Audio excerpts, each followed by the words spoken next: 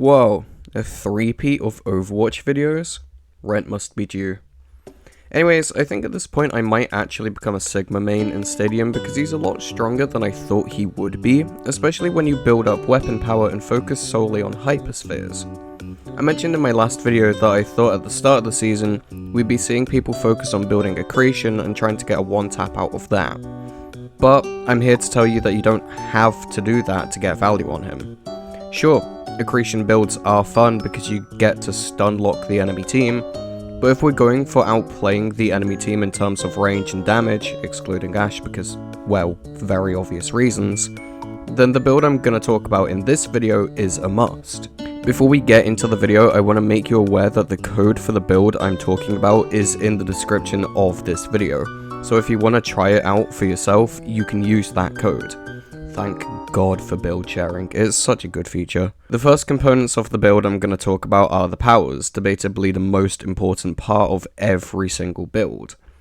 As this build revolves around powering up your primary, we're going to be taking powers that do exactly that. The first power you should take is Trinosphere, which makes it so you fire 3 hyperspheres at once, with the last one dealing 50% reduced damage. Yes, it deals 50% less damage than a normal hypersphere, but that 50% scales with items that increase your weapon power. So the more WP you get, the less damage reduction it does because your overall damage is higher than it was at the start of the match. It's not a bad trade-off, and eventually you actually end up dealing more damage overall.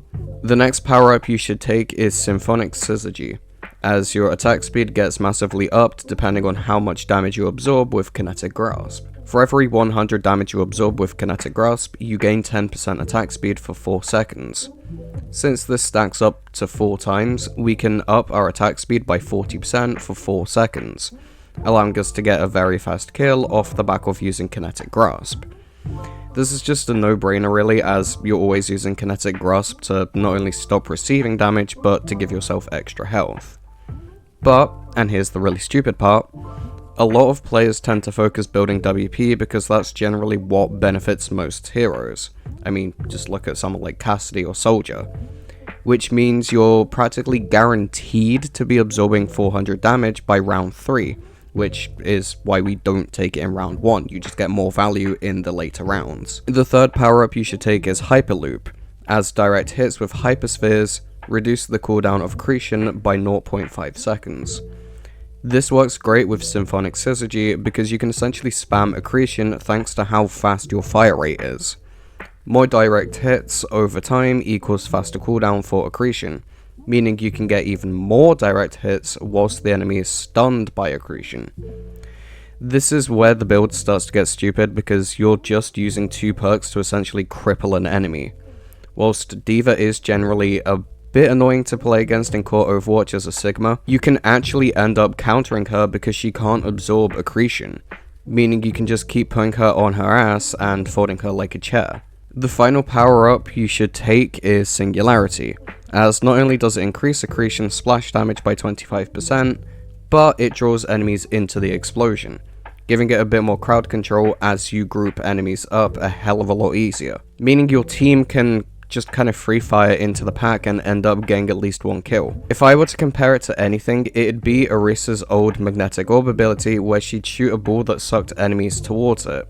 It doesn't work exactly the same way, like you have to collide with not an actual player but more the terrain, but it's the closest comparison that I could make. There's not much else to say about this ability, it does exactly as it says on the tin. Like, I can't exactly elaborate more on it when there's nothing to elaborate on. It is just a good power-up. Right, that's all of the power-ups, so now let's talk about the items you should take. In general, we're going to be focusing on weapon power and attack speed items, but the one we absolutely have to take is Velocity Factor, as not only does it increase our attack speed by 10%, but it increases our hypersphere range by 15%. Making it easier to play at a range and snipe enemies. Other items we could take are Antimatter, which increases the hypersphere explosion radius by 35%, whilst giving an additional 15% damage increase. And Beam Splitter, which makes Kinetic Grasp not outright cancel the beam damage, but it halves it.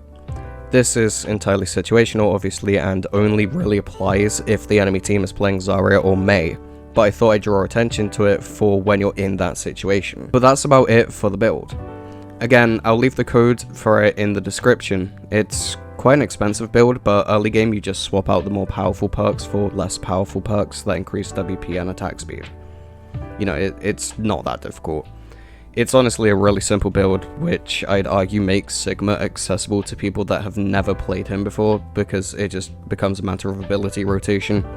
You use Kinetic Grasp to get an attack speed up, deploy Barrier, and then go to town with Accretion and Hyperspheres. All in that order. It's dead simple.